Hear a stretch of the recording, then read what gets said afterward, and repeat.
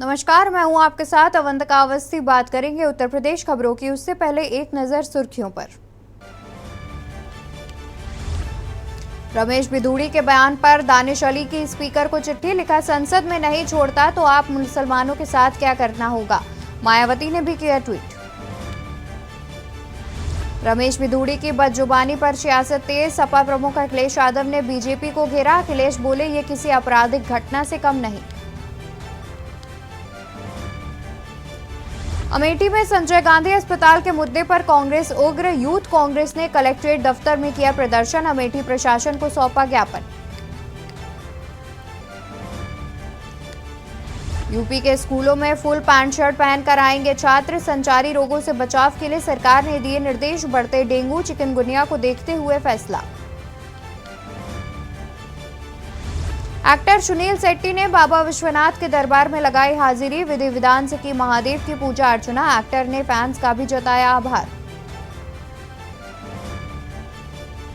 इटावा के नगला कछार में तेंदुए से दहशत, पूरी रात जागकर काटने को मजबूर हुए स्थानीय तेंदुए। कई जानवरों को बना चुके हैं अपना शिकार। आप देख रहे हैं के न्यूज़, खबरों का सारथी।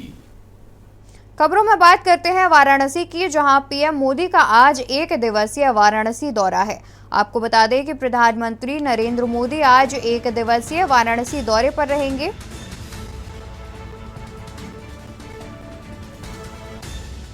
साढ़े 12 बजे तक पहुंचेंगे वाराणसी के बाबतपुर एयरपोर्ट।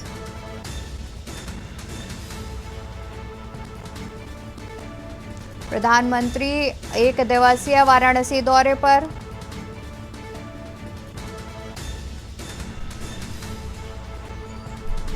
अंतर्राष्ट्रीय क्रिकेट स्टेडियम की आधारशिला रखेंगे प्रधानमंत्री। सचिन तेंदुलकर, कपिल देव, सुनील गावस्कर और रवि शास्त्री रहेंगे मौजूद। गंजारी से पीएम मोदी खुली जीप में जनसभा स्थल तक जाएंगे। पीएम का संपूर्णानंद से सिगरा रुद्राक्ष तक खुली जीप में मिनी रोड शो। बता दें कि आज प्रधानमंत्री नरेंद्र मोदी एक दिवसीय वाराणसी दौरे पर है, जहां वो 12:30 बजे तक वाराणसी के बाबतपुर एयरपोर्ट पहुंच जाएंगे। प्रधानमंत्री का 9वें साल में काशी का ये 42वां दौरा है। वहीं प्रधानमंत्री 1600 करोड़ की काशीवासियों को देंगे सौगात। अंतर्राष्ट्रीय क्रिकेट स्टेडियम की भी आधारशिला रखेंगे प्रधानमंत्री। सचिन तेंदुलकर, कपिल देव, सुनील गावस्कर और रवि शास्त्री रहेंगे मौजूद। गंजारी से पीएम मोदी खुली जीप में जनसभा स्थल तक जाएंगे। पीएम का संपूर्णानंद से सिगरा रुद्राक्ष तक खुली जीप में होगा मिनी रोड शो। बता दें कि प्रधानमंत्री नरेंद्र मोदी का एक दिवसीय वाराणसी दौरा है। 12:30 बजे तक वाराणसी पहुंच जाएंगे प्रधानमंत्री नरेंद्र मोदी। बता दें कि 12:30 बजे वाराणसी के बाबतपुर एयरपोर्ट पहुंच जाएंगे। 9वें साल में प्रधानमंत्री का ये काशी का 42वां दौरा है। साथ ही 1600 करोड़ रुपए की सौगात देंगे प्रधानमंत्री।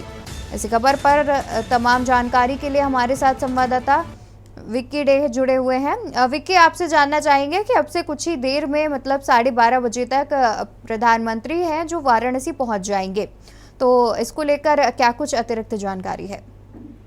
जी बिल्कुल, आपको बता दें आज प्रधानमंत्री नरेंद्र मोदी का एक दिवसीय दौरा है वाराणसी में। वो दोपहर लगभग 12:30 से 1 के बीच में जो है लाल बहादुर शास्त्री एयरपोर्ट पर पहुंचेंगे और वहां से सीधे वो गंजारी जहाँ स्टेडियम का आधारशिला रखेंगे वहाँ वो पहुंचेंगे। उसके बाद जो है वो वहाँ से आधारशिला रखने के बाद जो है वो जनसभा स्थल पर पहुंचेंगे, जहाँ एक बड़ी जनसभा को संबोधित करेंगे जनता के बीच। और आंकड़ा ये लगाया जा रहा है, अनुमान ये लगाया जा रहा है जो जनसभा है उसमें तकरीबन जो है 1 लाख लोगों की जुटने की बात बताई जा रही है।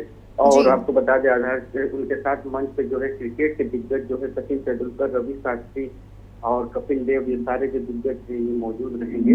और साथी के जो जिला अध्यक्ष है, तमाम जो मंत्री हैं, रविंद्र जायसवाल, दिनकर तिवारी, अनिल राजभर, ये सभी मौजूद रहेंगे उनके साथ। तो आज जो है काशी को जो है लगभग प्रधानमंत्री नरेंद्र मोदी जो है 1600 करोड़ की परियोजनाओं का सौगात देंगे काशीवासी। और उसके बाद जो है जनसभा स्थल सीधे वो संपूर्णानंद पहुंचेंगे अपने चौपर से। उसके बाद जो है वहाँ 5,000 महिलाओं से सीधे संवाद करेंगे।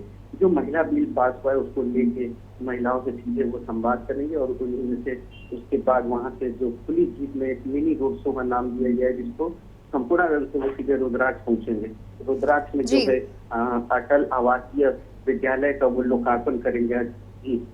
जी विक्की, साथ ही मिनी रोड शो करेंगे और स्टेडियम की आधारशिला रखेंगे। इसके अलावा प्रधानमंत्री के अन्य कोई कार्यक्रम, क्या वो बाबा के दर्शन करने के लिए जाएंगे?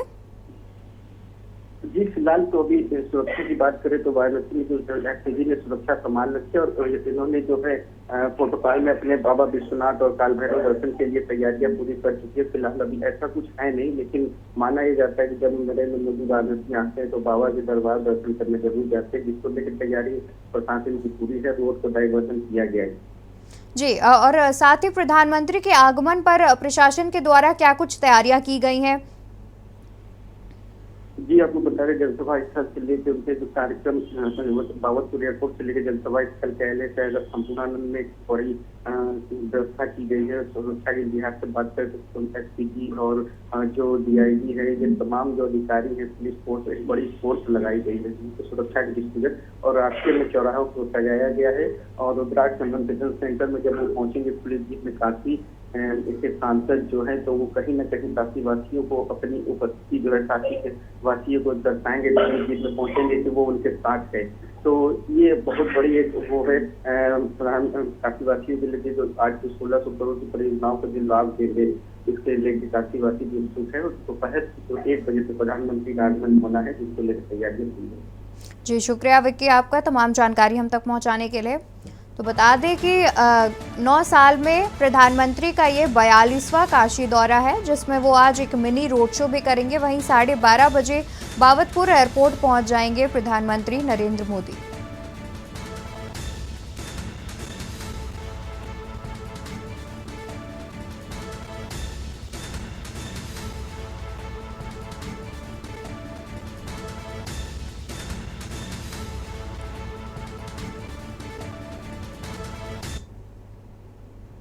खबरों में आगे बढ़ते हैं, बात करते हैं रायबरेली की, जहां दबंगों में नहीं रहा पुलिस का खौफ। मामूली बात पर दो पक्षों में जमकर हुई मारपीट। बता दें कि दोनों पक्षों में मारपीट में 2 युवक हुए घायल। दबंगों में नहीं रहा पुलिस का खौफ। मामूली बात पर दो पक्षों में जमकर हुई मारपीट में 2 युवक भी हुए घायल।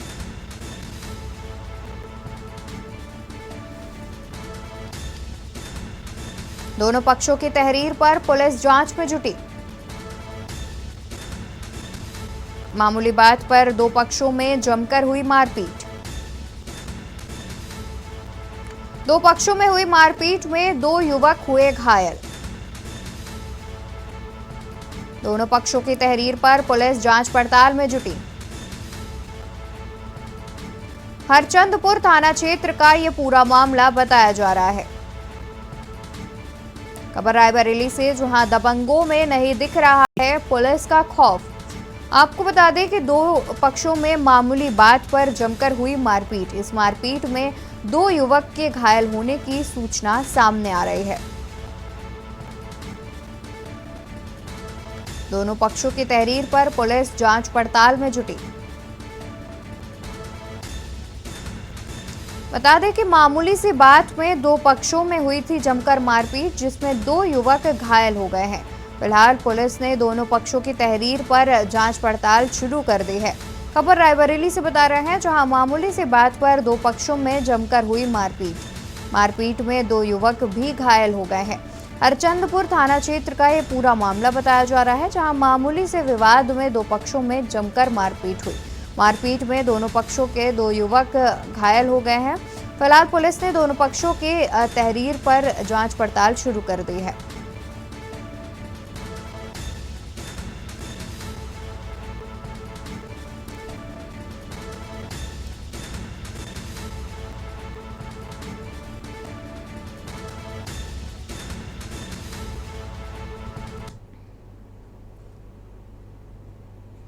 खबर ललितपुर जनपद के नेहरू नगर की है, जहां दोस्तों ने एक युवक को पार्टी के बहाने घर बुलाकर रात में उसकी हत्या कर दी। 3 दिन पूर्व भी नेहरू नगर क्षेत्र में एक युवक की पीट कर हत्या कर दी गई थी, जिस पर पुलिस ने 24 घंटे में 6 लोगों को गिरफ्तार कर लिया था। लेकिन अब फिर इसी क्षेत्र में एक युवक की हत्या कर दी गई, इसलिए पुलिस की कार्यशैली पर सवाल खड़े हो रहे थे। परिजनों ने पुलिस को दी गई तहरीर में बताया कि हत्या करने वाले उन्हीं का भानीज दामाद था, जो बड़े राजा के नाम से जाना जाता है, और उसी ने मामा को अपने घर बुलवाकर धारदार हथियार से हत्या कर दी थी, क्योंकि मृतक की भांजी और उसका पति बड़े राजा में आपस में विवाद चल रहा था। अक्सर वह शराब पीकर भांजी के साथ मारपीट करता था और प्रताड़ित करता था। इन लोगों के पास से 2 अवैध तमंचे, हत्या में प्रयुक्त किया गया हथियार, मोटरसाइकिल और एक बैग बरामद हुआ है। दोनों आरोपी पुलिस कस्टडी में है।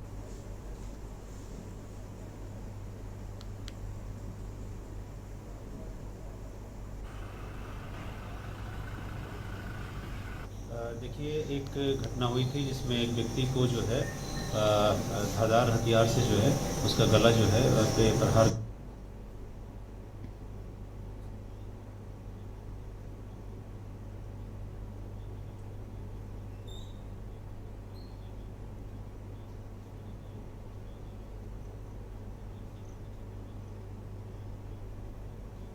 जिसमें 3 लोग।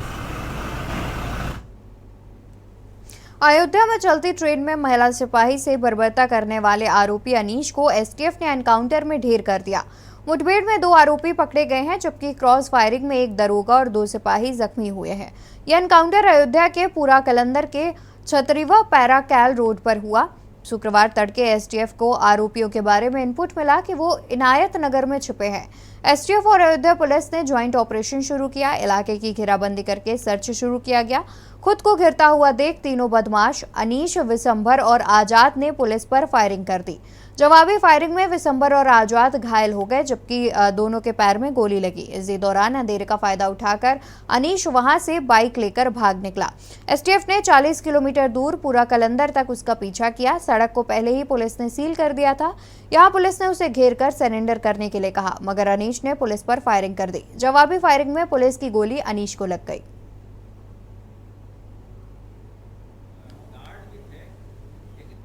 कि 30 अगस्त को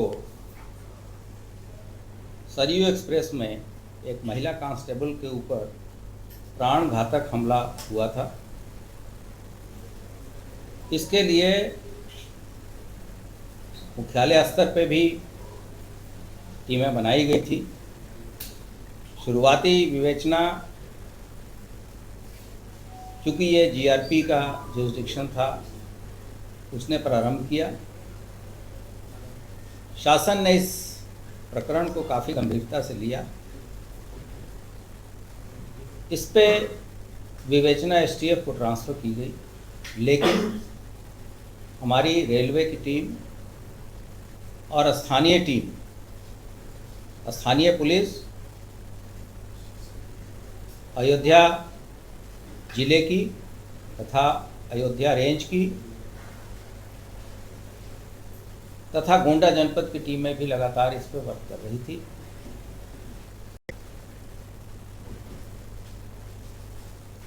इसमें समुचित धाराओं में अभियोग पंजीकृत किया गया था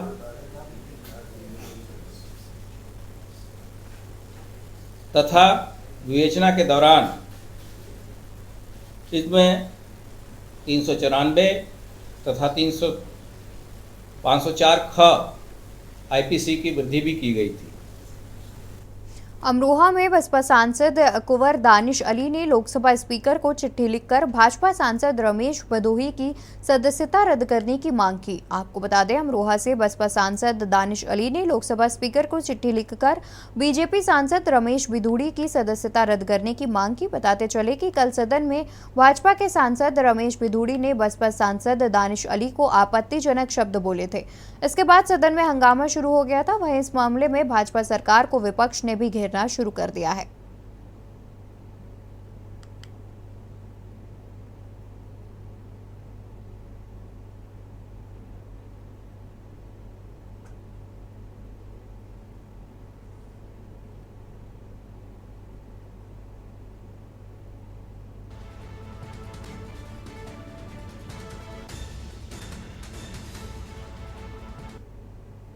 खबर लखनऊ से है, जहां जिले में साल का तीसरा विशेष संचारी रोग नियंत्रण अभियान 3 अक्टूबर से 31 अक्टूबर तथा दस्तक अभियान 17 अक्टूबर से 31 अक्टूबर तक चलाया जाएगा, जिसके क्रम में जिलाधिकारी सूर्यपाल गंगवार द्वारा कलेक्ट्रेट सभागार में जिला टास्क फोर्स की एक महत्वपूर्ण बैठक की गई। बैठक में जिलाधिकारी ने 8 ग्रामीण विकास खंड के अधिकारियों को जूम के माध्यम से जोड़कर उन्हें निर्देश दिए कि अभियान के माइक्रो प्लान के अनुसार सभी गतिविधियों को सुनिश्चित किया जाए। जिलाधिकारी द्वारा ब्लॉक स्तर पर चलाए गए संचारी रोग अभियान की गहन समीक्षा की गई। स्वास्थ्य विभाग सहित 12 विभागों को समय से माइक्रो प्लान बनाने के निर्देश दिए, जिससे कि समय से संचारी नियंत्रण अभियान की गतिविधियां संपादित हो सके।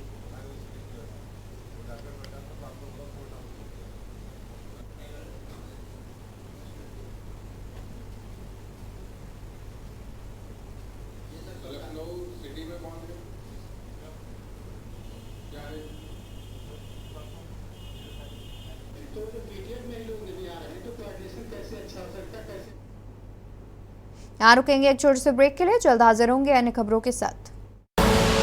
आप देख रहे हैं के न्यूज, खबरों का सारथी। ब्रेक से वापस आ गए हैं, रुक करेंगे खबरों का, जहां इटावा जनपद के बड़पुरा ब्लॉक के अंतर्गत नगला कछार के रहने वाले ग्रामीण इन दिनों दहशत में दिन और रात काटने को मजबूर हैं।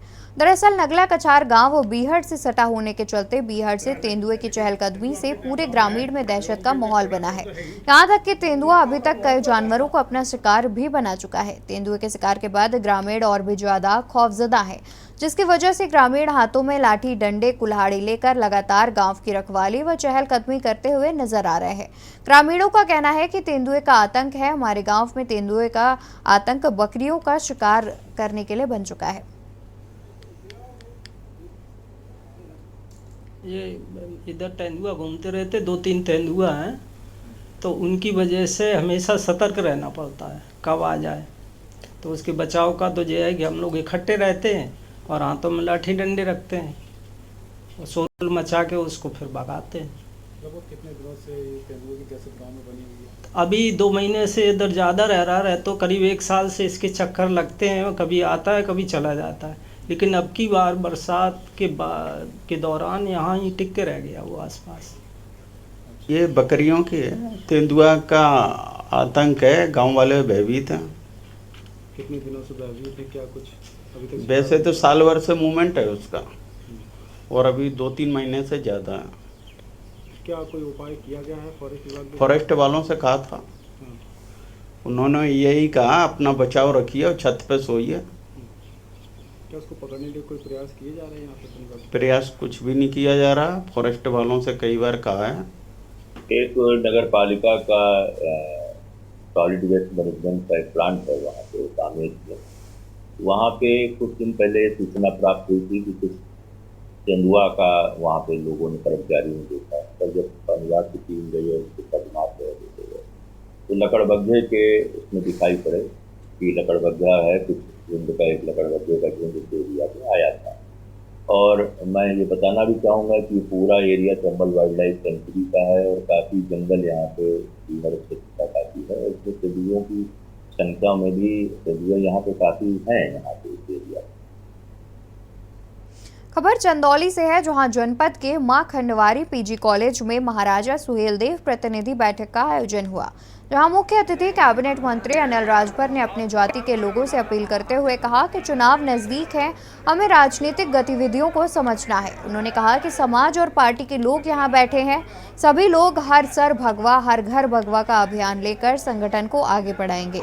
उन्होंने ओम प्रकाश राजभर का बिना नाम लिए ही कटाक्ष करते हुए कहा कि कुछ लोग जाति का सौदा भी करते हैं, ऐसे दलाल किस्म के लोगों से बचकर रहें। कैबिनेट मंत्री ने यहां तक कह दिया कि भाजपा के कमल के फूल के निशान के अतिरिक्त दूसरा झंडा राजभरों के लिए कफन के समान है। पत्रकार वार्ता में स्वामी प्रसाद मौर्य के सनातन धर्म के बयान पर भी स्वामी प्रसाद मौर्य के मुंह में बवासीर हो गया है। कुछ इस प्रकार से उन्होंने बयान दिया।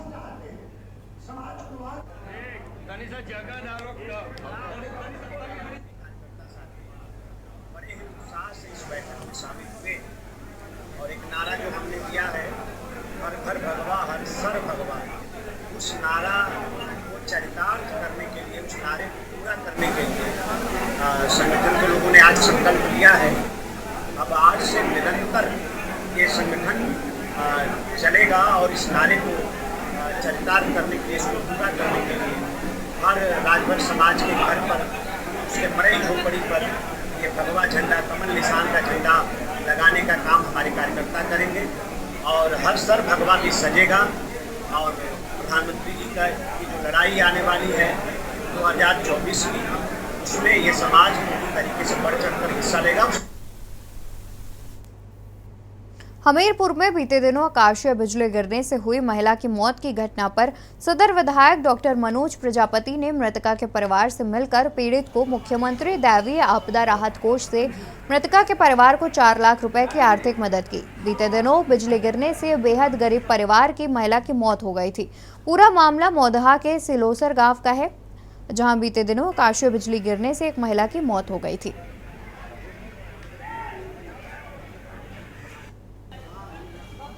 मुख्यमंत्री दैवीय आपदा राहत कोष से 4 लाख रुपए की मदद पहुंचाई गई है। सिया सती जी की जो है आकाशीय बिजली गिरने से मृत्यु हो गई थी, तो उनका कुल परिवार के साथ हमारी और हमारी सरकार की संवेदनाएं, हम लोगों ने संवेदनाएं व्यक्त की है। जो आपदा राहत कोष का 4 लाख रुपए का पैसा था, उसका स्वीकृति पत्र प्रदान किया गया है। साथ ही साथ जो किसान बीमा का पैसा भी के भी वो पात्र, तो उसकी भी जो पत्रावधि है उसको आगे बढ़ाकर वो भी शीघ्र कराई जाएगी। उत्तर प्रदेश के बाराबंकी जिले में एक भाई जमीनी विवाद के चलते अपने ही भाई की जान का दुश्मन बन गया। मामूली कहासुनी के बाद एक शख्स ने शराब के नशे में अपने चचेरे भाई के सिर में गोली मार दी, जिसके चलते चचेरे भाई की मौके पर ही दर्दनाक मौत हो गई। इस वारदात की जानकारी मिलते ही पुलिस के आला अधिकारी मौके पर पहुंचे और युवक को इलाज के लिए अस्पताल भिजवाया, जहाँ डॉक्टरों ने उसे मृत घोषित कर दिया। जानकारी के मुताबिक जमीन की पैमाइश का मामला तहसील स्तर पर काफी दिनों से लंबित था और अधिकारियों की लापरवाही भी कहीं न कहीं इस वारदात की वजह बनी हुई है। वहीं वारदात को अंजाम देने वाला शख्स हिस्ट्री सीटर है और उस पर पहले से कई मुकदमे दर्ज हैं। फिलहाल पुलिस इस पूरी वारदात को लेकर जांच पड़ताल में जुटी हुई है।